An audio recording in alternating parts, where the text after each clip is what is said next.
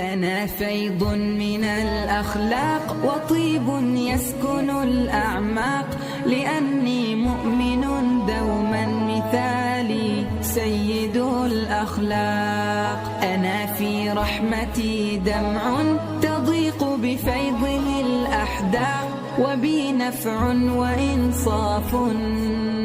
وقلب لين ما ضاق هو الإيمان يرسم لي حياتي به قصة عجيبة هيبر وجود من وحي خطركو أباشا الإمام أبو إسحاق المروزي يا قصة عجيبة وحكوا لي أردقس أبو زيد المروزي أخذ عنه أبو بكر القفال الشاشي وعنه الصيدلاني بسند صحيح بسند الشافعي والورياء أبو إسحاق المروزي وحيدي نين هانتيلا يا بغداد أندرس كوهاي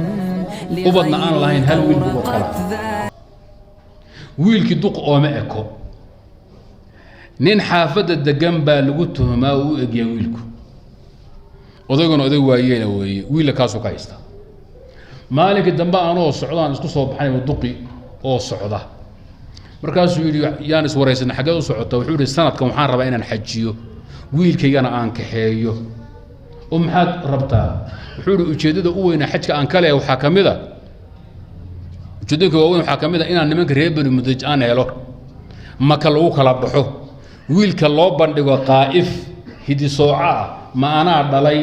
mise waa lay dhuumiyaan ogaado abu isxaaq almarwas waxaa yidhi wiilkanaad ka leedahay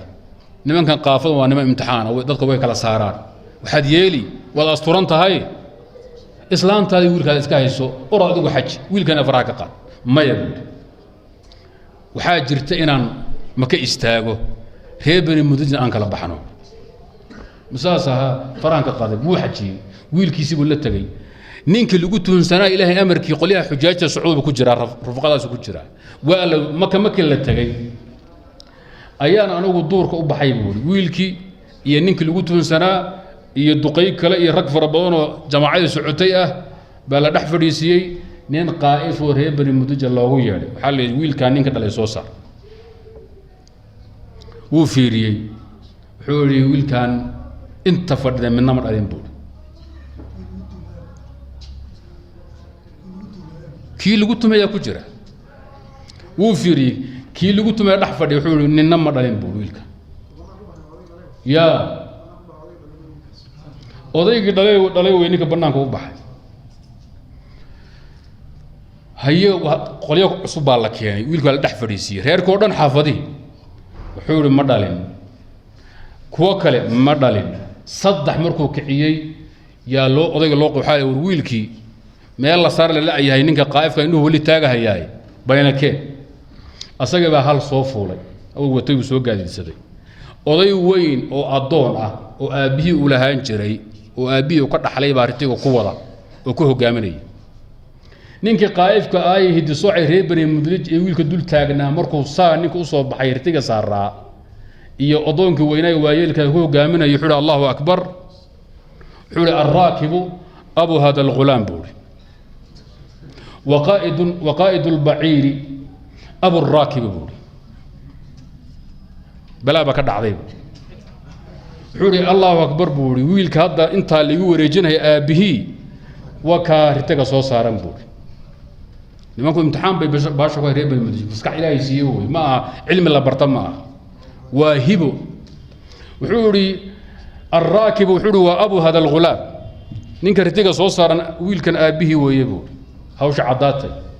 لحور لكن جايد كنينك سارن ee soo socday wiilka dhalina aabihi waa ninka hogaaminaya buu adoonka weyn ee ritiga wada ayaa ninka ritiga saaran dhalay buu odayga xaajiga ahaa wuxuu intaan suuxay baan dhacay fawaqactu maghshiyan alayhi bala ba ka dhacday Soomaa muxuu raadinay wiil buu rabay inuu saxadee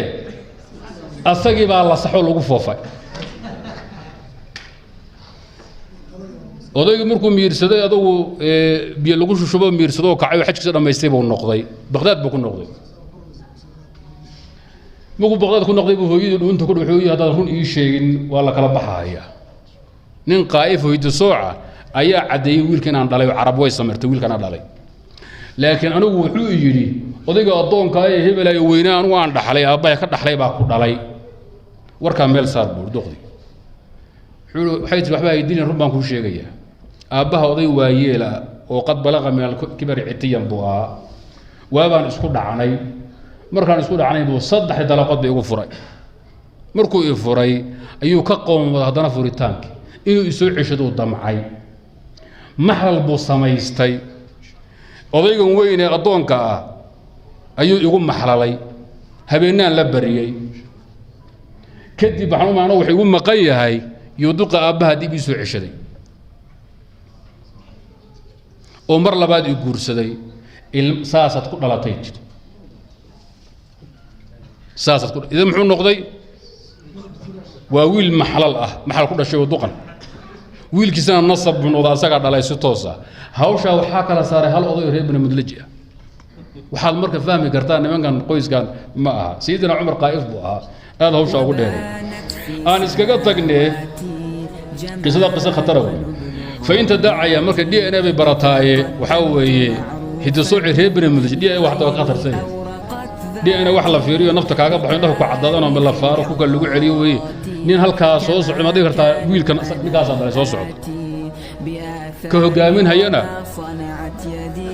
waa aabihi awood waxa la xamili kartaa ma